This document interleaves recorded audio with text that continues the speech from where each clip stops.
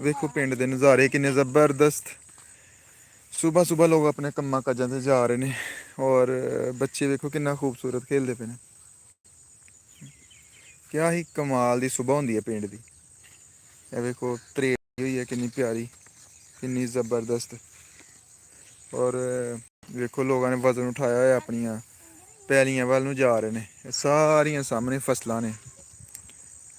ਕਿੰਨਾ ਪਿਆਰਾ ਮੌਸਮ ਹੈ, ਕੱਚੇ ਰਸਤੇ ਪਿੰਡ ਦੇ ਬਹੁਤ ਹੀ ਜ਼ਬਰਦਸਤ ਕਿਸਮ ਦੇ। ਐਵੇਂ ਦਾ ਮਾਹੌਲ ਕਦੀ ਕਦੀ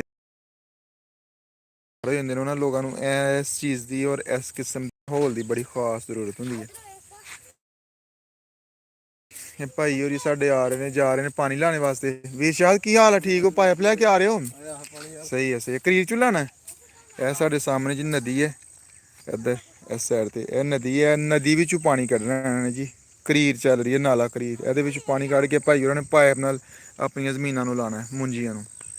ਔਰ ਬੜੀ ਆਲਾ ਕਿਸਮ ਦੀ ਮੁੰਜੀ ਹੁੰਦੀ ਹੈ ਇੱਧਰ ਇਸ ਸਾਈਡ 'ਤੇ। ਇਹ ਸਾਰਾ ਜਿਹੜਾ ਏਰੀਆ ਨਾ ਬੜਾ ਜ਼ਰਖੇਜ਼ ਹੈ। ਓਏ ਇੱਧਰ ਹੋ ਜਾਓ, ਸਾਈਡ 'ਤੇ, ਸਾਈਡ 'ਤੇ ਹੋ ਜਾਓ, ਸਾਈਡ 'ਤੇ। ਭਾਰੀ ਰੇਤ ਲੈ ਕੇ ਆ ਰਹੇ ਨੇ ਕਰੀਰ ਚੋਂ। ਚਲੋ ਚਲੋ ਚਲੋ ਸ਼ਾ ਓਏ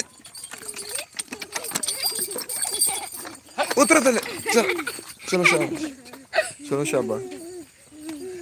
ਇਹ ਵੇਖੋ ਜੀ ਕਰੀਰ ਦਾ ਇੱਕ ਹੋਰ ਫਾਇਦਾ ਕਿ ਇੱਥੇ ਰੇਤ ਹੈ, ਜਿਹੜੀ ਕਿ ਰੇਤ ਦਾ ਨਾ ਖਤਮ ਹੋਣੇ ਵਾਲਾ ਸਿਲਸਿਲਾ ਇੱਕ ਕਦੇ ਵੀ ਨਹੀਂ ਰੁਕਦੀ। ਇੱਥੋਂ ਇਹ ਸਾਰਾ ਏਰੀਆ ਜਿਹੜਾ ਨਾ ਪਿਛਲੀ ਸਾਈਡ 'ਤੇ ਦਰਖਤਾਂ ਤੋਂ ਪਿੱਛੇ ਇਹ ਨਾਲਾ ਕਰੀਰ ਹੈ। ਅਤੇ ਇੱਥੇ ਨਾ ਰੇਤ ਵੀ ਬਹੁਤ ਜ਼ਿਆਦਾ, ਲੋਕ ਪਾਣੀ ਵੀ ਲਾਉਂਦੇ ਨੇ ਕੱਢ ਕੇ ਆਪਣੀਆਂ ਫਸਲਾਂ ਨੂੰ। ਔਰ ਰੇਤ ਤਾਂ ਮੁੱਕਣੀ ਨਹੀਂ, ਇੱਥੋਂ ਖਤਮ ਨਹੀਂ ਹੁੰਦੀ, ਜਿਹੜੀ ਕਿ ਲੇਕਿਨ ਅਗਰ ਅਸੀਂ ਇੱਥੋਂ ਰੇਤ ਲਈਏ ਆਪਣੀ ਕਰੀਬ ਸਾਨੂੰ ਬੜੀ ਸਸਤੀ ਪੈਂਦੀ ਹੈ, ਬਹੁਤ ਹੀ ਜ਼ਿਆਦਾ ਸਸਤੀ।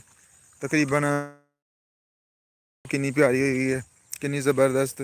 ਸਿਰਫ ਇਸ ਵਜ੍ਹਾ ਤੋਂ ਕਿ ਇੱਥੇ ਕਰੀਰ ਦਾ ਪਾਣੀ ਲੱਗਦਾ ਔਰ ਜ਼ਰਖੇਜ਼ ਜ਼ਮੀਨ ਹੈ। ਇਸ ਵਜ੍ਹਾ ਤੋਂ ਕਿ ਕਰੀਰ ਦਾ ਪਾਣੀ ਜਿਹੜਾ ਨਾ ਉਹ ਬਹੁਤ ਹੀ ਜ਼ਰਖੇਜ਼ ਹੈ। ਫਰੀ ਦਾ ਪਾਣੀ ਹੈ ਇੱਕ ਤਾਂ। ਜਨਰੇਟਰ ਛੋਟੇ ਛੋਟੇ ਲੋਕਾਂ ਨੇ ਰੱਖੇ ਹੋਏ ਨੇ ਔਰ ਉਹਦੇ ਨਾਲ ਪਾਣੀ ਲਾਉਂਦੇ ਨੇ। ਕਿਵੇਂ ਦਾ ਲੱਗਿਆ ਤੁਹਾਨੂੰ ਦੇਸੀ ਮਾਹੌਲ? ਕਮੈਂਟ ਜ਼ਰੂਰ ਕਰਿਓ। Thank you.